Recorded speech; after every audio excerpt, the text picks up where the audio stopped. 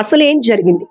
విశాఖ జిల్లా సీతమ్మధారలో oxygen tower దగ్గర delivery boy Anil పై చాలా దాష్టికంగా దాడి చేసినటువంటి 2914 ఫ్లాట్ నెంబర్ ఓనర్ ప్రసాద్ ఎందుకు ఆ స్థాయిలో దాడి చేశాడు? ఇది రకరకాలుగా వెళ్తోంది. యాక్చువల్ గా ఈ కేసు 21వ తేదీ రాత్రి వెలుగులోనికి వచ్చింది.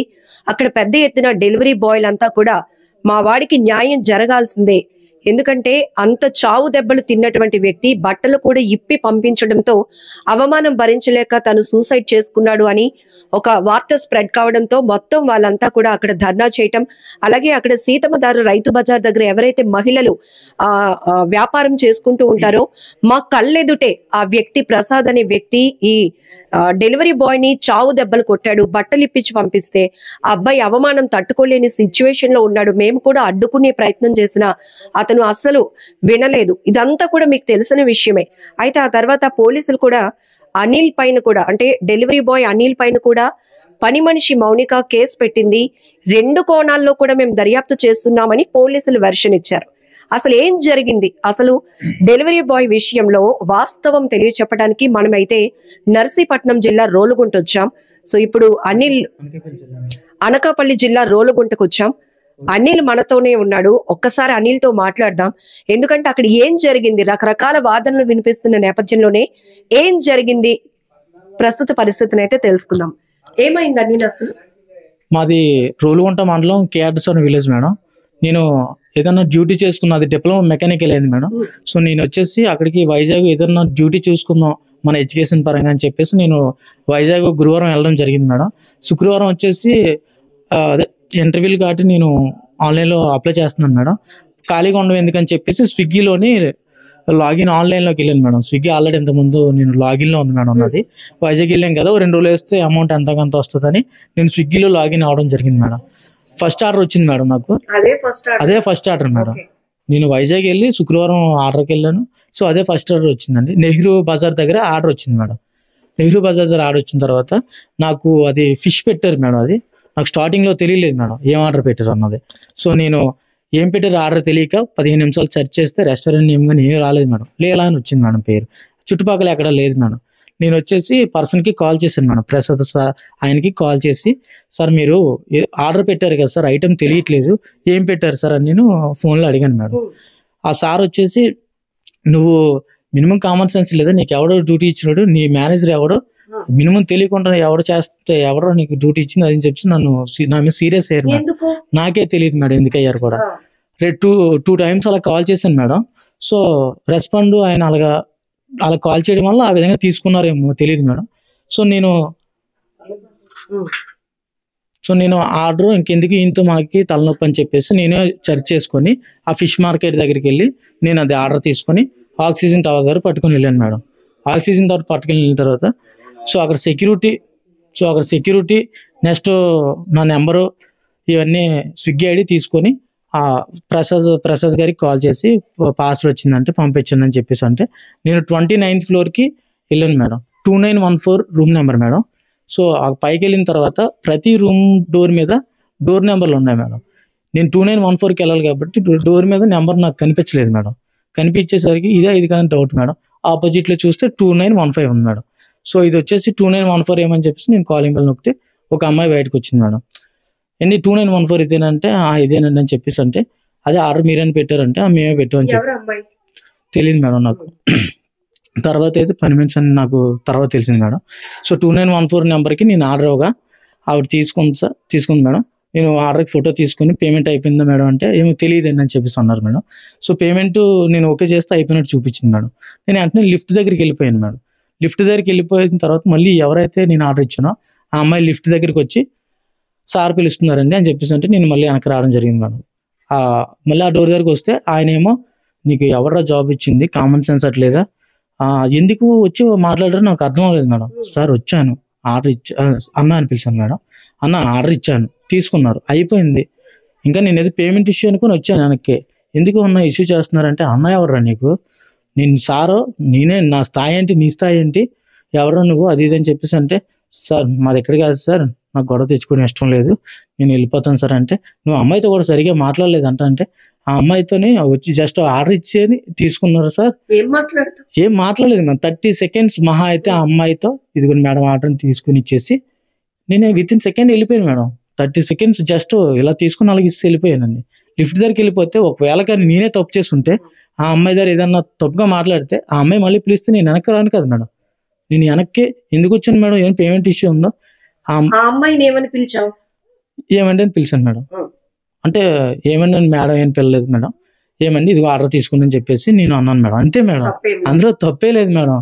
సో ఈయన్ని ఏంటంటే అన్నాన్ని పిల్లడం వల్ల ఈయనకి బీపీ రేజ్ అయిపోయి సంథింగ్ నా మీద రివర్స్ అయిపోయి, ఫస్ట్లో నేను ఫోన్ మాట్లాడాను కదా మేడం, అదో సంథింగ్ నా మీద ఏం కోపం వచ్చింది తెలియలేదు మేడం. అందుకే మీదకి వచ్చి కొట్టడానికి వస్తే సార్ బాబు సార్ అదేం చెప్పి నేను వెనక్కి పరిగెడుతుంటే నా వెనకాల పరిగెట్టి వచ్చి కాలు రొట్టుకుని లాగితే కొట్టడానికి వస్తున్నారు మేడం. కొట్టడానికి వస్తే నేను అక్కడి నుంచి సార్ వద్దు సార్ గొడవ తెచ్చుకుని నాకు ఇష్టం లేదంటే నా మీదకి వచ్చి ఇలా ఎల్షేప్ ఉంటుంది మేడం బిల్డింగ్, ఇటు నుంచి ఇటు వచ్చి లిఫ్ట్ దగ్గర వరకు పరిగెట్టించారు.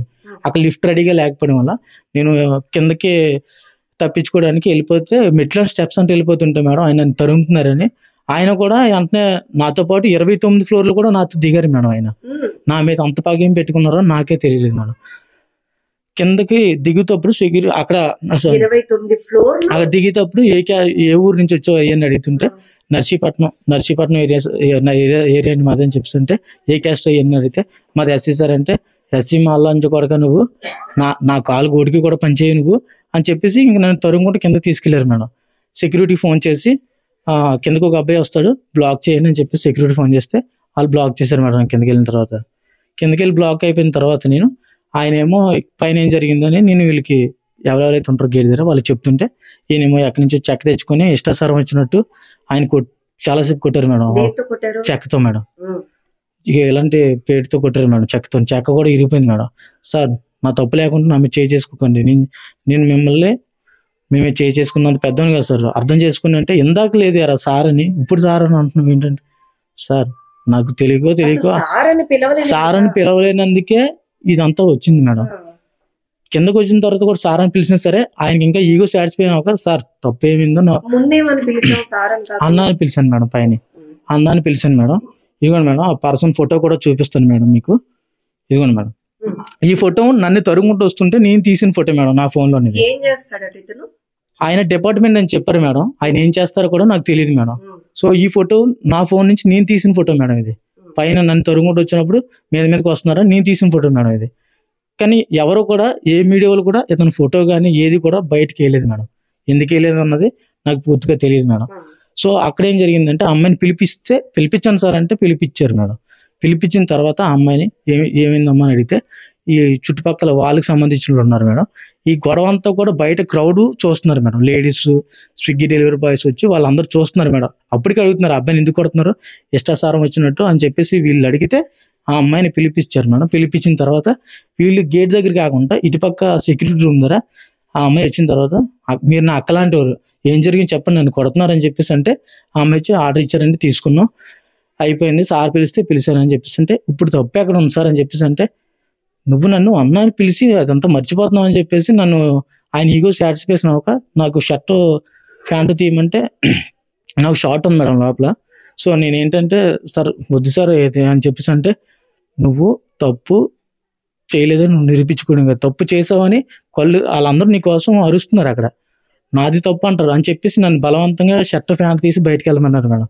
బయటకు వెళ్ళమంటే నేను ప్యాంట్ తీసేద్దాం షార్ట్ ఉంది కదా అని చెప్పేసి సార్ ప్యాంట్ తీసి వెళ్ళిపోతాను సార్ అంటే నువ్వు ఇక్కడ నుంచి బయటికి వెళ్ళాలనుకుంటే షర్ట్ ప్యాంట్ తీసేసి వెళ్ళు లేదని నీ మీద గంజా కేసు పెట్టి ఇరిగిస్తాను నేను డిపార్ట్మెంట్ అని చెప్పేసి బెదిరించారు మేడం. అలా బెదిరించడం వల్ల నాకు వేరే ఆప్షన్ లేక మా ఊరు కూడా కాదు సొంత ఊరు కూడా కాదు ఇక్కడ పని చేసుకోవడానికి వచ్చాము ఎందుకు వీళ్ళతో మనకు గొడవ అని చెప్పేసి నాలో నేను అనుకుని షర్ట్ ప్యాంట్ తీసిన తర్వాత 15 నిమిషాలు మళ్ళీ అక్కడ మళ్ళీ మీదకి వచ్చి కొట్టారు మేడం. కొట్టిన తర్వాత నన్ను హోల్ చేసి మీరు బట్టలు తీసినాక అప్పటికి అందరూ ఉన్నారు మేడం. వాళ్ళు అందరూ చూస్తున్నారు మేడం, కావాలని చేశారు మేడం. అందరూ ఉన్నారు మేడం. లేడీస్ మీడియా ముందు ఇంతకుముందు ఎవరెవరైతే మాట్లాడారో ఆ రోజు నా కోసం ఎవరెవరైతే ధర్నా చేశారో వాళ్ళందరూ ఉన్నారు మేడం. వాళ్ళందరూ ఉండే చూస్తున్నారు మేడం. వాళ్ళందరి ముందు నన్ను ఇన్సల్ట్ చేసి నా స్థాయి ఏంటి నీ స్థాయి ఏంటో తెలియాలని చెప్పేసి ఆయన నన్ను ఇలాగా చేసి చాలా ఇబ్బంది పెట్టి ఇష్టాసారం వచ్చినట్టు చేసి నన్ను బలవంతంగా గంజా కేసులో పెట్టి ఇరికిచ్చేస్తానని నా చేత లెటర్ రాయించుకున్నారు మేడం. నాదే తప్పు. లెటర్ మీరే రాస్తారా? లెటర్ నేనే రాశాను ఆ లెటర్ కూడా అక్కడ స్పాట్ లో చదివింది నేనే, నాకు తెలుగు సరిగ్గా ఓకే అర్థం మేడం, కాదు. నాకే అర్థం అవ్వలేదు మేడం రాసిన. ఎందుకంటే నేను ఫాస్ట్ గా ఇంకా నేను అప్పటికి దెబ్బలతో ఉన్నాను మేడం. ఏం రాయించారు? పైకి వెళ్ళాము, ఆ అమ్మాయితో సరిగా మాట్లాడలేదు అలాగని చెప్పేసి రాశారు మేడం. నాకు అసలు మైండే పనిచేయలేదు మేడం. నేను ఏం రాశాను నేనే మర్చిపోయాను మేడం. అంటే ఆయన ఏం చెప్తే అది రాశాం మేడం అక్కడ. సో నా తప్పు అన్నట్టు రాయించారు మేడం. 2 లెటర్లు రాయించారు మేడం. ఫస్ట్ సరిగా రాయలేదని, రెండోది రాయించారు మేడం. నేను ఇంకా అక్కడి నుంచి వెళ్ళిపోవడం. లెటర్ లో పూర్తిగా మీదే లెటర్ అయితే ఆయన నాతో బలవంతంగా కొడుతూ షర్ట్ ప్యాంట్ తీసేసి ఉన్నప్పుడు రాయించిన లెటర్ మేడం. షర్ట్ ప్యాంట్ తీసేసి రాయించారు మేడం. నేను అంత ఇదైనప్పుడు నేను అక్కడ ధైర్యంగా నించోలేను కదా మేడం. ఏదోటి బయటికి వెళ్ళిపోవడానికి చూస్తాను తప్పించి అక్కడ నేను అలా ఉండలేను కదా మేడం. సో నేను అక్కడి నుంచి అలా బయటకు వెళ్ళిపోవడం చూసి ఇంకా ఆయన చెప్పినట్టు చేసి అప్పటికి కూడా షర్ట్ ప్యాంట్ తీసి కాల్ పెట్టుకుని బతుకులైనా సరే ఆయన ఏమో ఎక్స్క్యూజ్ చేయలేదు మేడం. 15 నిమిషాలు. ఎన్ని అంతస్తుల బిల్డింగ్? మొత్తం 35 అంతస్తుల బిల్డింగ్ మేడం. అది ఓనర్స్ చూడలే, చాలా మంది చూస్తున్నారు మేడం. నేను వాళ్ళందరినీ అబ్జర్వ్ చేయలేదు మేడం. నా చుట్టుపక్కల కూడా 10 మంది ఉన్నారు మేడం వాళ్ళకి కావాల్సిన వాళ్ళు. ఎవరు కూడా ఆపలేదు మేడం నన్ను కొడుతుంటే. ఆయనతో ఎందుకు పెట్టుకున్నావు నువ్వు, ఆయన స్థాయి ఏంటో నీకు తెలుసా అంటే, సార్ తప్పు అయిపోయింది సార్ మీరన్నా చెప్పండి సార్. నాళ్ళు కూడా ఏంటి మేడం ఆయన స్థాయి అంటే ఏం స్థాయి? డిపార్ట్మెంట్ అని చెప్పారు మేడం. డిపార్ట్మెంట్ అని చెప్పగానే పోలీసులు అనగానే మనకి ఎలాగైనా చిన్న భయం పడుతుంది కదా. ఎందుకు పుడుతుంది? తప్పు చేస్తే తప్పు చేయలేదు కాబట్టి వాళ్ళది ఇది అడ్డ గంజాయి కేసులు ఇరికేస్తానని అన్నారని నేను భయపడి నేను అక్కడి నుంచి బయటికి వెళ్ళిపోవడానికి ఇంకా నాకు ఈ కారణం లేక నేను ఆ విధంగా వాళ్ళు చెప్పినట్టు చేయడం జరిగింది మేడం లెటర్ విషయంలోనే. సో నేను అక్కడి నుంచి బయటకు వెళ్ళిపోయిన తర్వాత వీళ్ళందరూ ఏమన్నారంటే కేసు పెడతాం అది ఇది అని చెప్పేసి అంటే వద్దండి అది అని చెప్పేసి వీళ్ళు కూడా నేను చెప్పాను మేడం. ఇది ఇంతటితో ఆగదు అని చెప్పేసి మేము వెళ్ళిపోతాం అని చెప్పేసి వాళ్ళు ఎక్కడికో సంథింగ్ వెళ్ళి నాకు అక్కడి నుంచి ఇలా జరిగిన తర్వాత నేను వెళ్ళిపోయాను మేడం. వెళ్ళి బాగా నొప్పులు వస్తే రెస్ట్ తీసుకున్నాను మేడం మా ఫ్రెండ్ వాళ్ళ రూమ్లోని. సో శనివారం ఈవినింగ్ వచ్చేసి నాకు 8:30కి ఫోన్ వచ్చింది మేడం. కరెక్ట్గా ఆక్సిజన్ టవర్ సెక్యూరిటీ గార్డ్ అని నాకు ఒక కాల్ వచ్చింది మేడం. అనిల్ అంటే మీరేనా అంటే నేనే సార్ అని చెప్పేసి అంటే ఓకే అని చెప్పేసి కాల్ కట్ చేసిన తర్వాత నెక్స్ట్ పోలీసులు మీడియా వాళ్ళు నెక్స్ట్ ప్రజలు స్విగ్గీ బాయ్స్ ఇంకా something non stop video calls audio calls normal calls ఇంకా నాకు మీకోసం ధర్నా చేస్తున్నారు అండి అంటే నేను ఎవరో ఒకరికి కొంచెం చిన్న చిన్న ఆన్సర్లు ఇచ్చి కాల్ కట్ చేసాను. నిన్న ఒక్కనే అయిపోయి ఉన్నాను మేడం. సో నాకేం చేయాలో అర్థం అవ్వలేదు మేడం. తర్వాత ఏమో ఇలాగ నా కోసం ఎంక్వైరీ చేసి ఇలా మా ఇంటికి పోలీసులు ఇక్కడికి గోల్కొండ మండలం అని చెప్తే ఇక్కడ నుంచి పోలీసులు వచ్చి ఇక్కడ మా అమ్మలు అడిగితే వీళ్ళు కాల్ చేస్తే నేను మాట్లాడాను మేడం. ముందు కేసు ఎందుకులే అనుకున్నారు, కానీ మీకోసం అక్కడ మార్కెట్ లో పనిచేసే వ్యాపారస్తులు మహిళలు మిమ్మల్ని ఒక బిడ్డగా చూసుకొని ఏం జరిగిందో మా మీడియా ముందే చెప్పారు. అప్పుడు ధైర్యం వచ్చిందా మీకు? నాకు జరిగినప్పుడు మాత్రం ఇది మన ఊరు కాదు కదా అని చెప్పేసి నేను నా మనసులో అయితే ఉంది మేడం. చదువుకున్న ఫ్యూచర్ ఉంది అని చెప్పేసి నేను అక్కడి నుంచి నాకు నేనే తగ్గించుకొని వెళ్ళడం జరిగింది మేడం. ఎప్పుడైతే వీళ్ళందరూ నాకు సపోర్ట్ ఇచ్చి మాట్లాడారో దాని తర్వాత నాకు గుండె ధైర్యం పెరిగింది మేడం. ఇంటి దగ్గర తెలిస్తే ఏమన్నా అవుతుందని భయపడితే మా అమ్మాలు కూడా ఇలా జరిగితే నీ తప్పు ఏం లేనప్పుడు నువ్వెందుకు భయపడతావు అని చెప్పేసి మేము వస్తాము ఆదివారం చెప్పేసి నువ్వు ఆదివారం మార్నింగ్ రావడం జరిగింది మేడం. నేను నైటే కొంతమందికి ఇన్ఫార్మ్ చేశాను మేడం. ఇప్పుడైతే నేను రాలేనండి, నేను రేపు సబ్మిట్ అవుతానండి, ఎక్కడికి రమ్మంటే అక్కడికి వస్తాను అని చెప్పేసి అంటే మా అమ్మ నాన్న ఇద్దరు అందరూ వచ్చి మా ఫ్యామిలీ మెంబర్స్ వచ్చి గాజువాక ఆర్కే హాస్పిటల్లో అడ్మిట్ చేశారు మేడం నన్ను. అక్కడ మొత్తం ఎమ్మెల్సీ అవన్నీ చేయించి తీసుకొని అక్కడికి నేనే పోలీసులకు కాల్ చేసి సిఐ గారికి ఎంవిపి సిఐ గారికి కాల్ చేసి నేనే ఇన్ఫార్మ్ చేశాను మేడం. ఇక్కడ పలానా గాజువాక ఆర్కే హాస్పిటల్ దగ్గర ఉన్నాను సార్ అంటే సార్ వచ్చి నన్ను ఏం జరిగింది అన్నది ఇప్పుడు మీకు ఏదైతే చెప్పానో అదే చెప్పి అక్కడ నన్ను కొట్టారు తిట్టారు మీకు ఏం చెప్పానో ఎస్సీ మా లంజా కొడుకు ఎన్ని తిట్టారు అని చెప్పేసి మీకు ఏదైతే చెప్పానో అదే పోలీసు వారికి కూడా నేను చెప్పడం జరిగింది మేడం. దాన్ని బట్టి యాక్షన్ తీసుకుని కేసు ఫైల్ చేశారు మేడం. దాన్ని బట్టి ఇప్పుడు అరెస్ట్ చేస్తామని చెప్పారు మేడం. ఇప్పుడు ఆ అమ్మాయి కూడా మీ పైన కేసు పెట్టిందంట, ఆ విషయం పోలీసులే చెప్తున్నారు, మీకేమైనా తెలుసా? నాకైతే ఆ విషయం ఏది తెలియదు మేడం. కాకపోతే కరెక్ట్గా పర్ఫెక్ట్ ఎవిడెన్స్ ఏదన్నా కావాలి అనుకుంటే అక్కడ సీసీ ఫుటేజ్ కూడా ఉంటాయి మేడం. మరి మీరు డిమాండ్ చేస్తున్నారా సీసీ ఫుటేజ్ రివీల్ చేయాలని? ఇప్పుడు డిప్లొమా చదివారు, జాబ్ కి అటెండ్ అవ్వడానికి వెళ్ళారు, ఈ లోపు 2 రోజులు స్విగ్గీలో పనిచేస్తే ఎంతో కొంత ఖర్చులకు వస్తుందనే ఉద్దేశంతో ఫస్ట్ డెలివరీకి ఇవ్వడానికి వెళ్ళిన మీకు ఇంత అవమానం జరిగింది. బట్ ఇప్పుడు మీ పైన కూడా కేసు ఫైల్ అయిందని పోలీసులు చెప్తున్నారు. మీ నుంచి ఏం డిమాండ్ చేస్తున్నారు? నా నుంచి ఏంటంటే మేడం అక్కడ చాలా మంది చూసారు మేడం. వాళ్ళందరూ నాకు support madam first of all.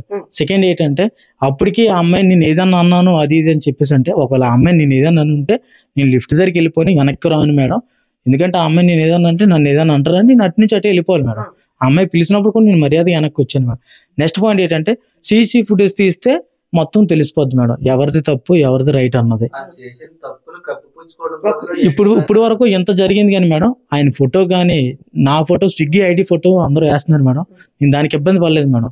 ఎందుకంటే నేను తప్పు చేయలేదు కాబట్టి నేను ధైర్యంగా నించోగలుగుతున్నాను మేడం.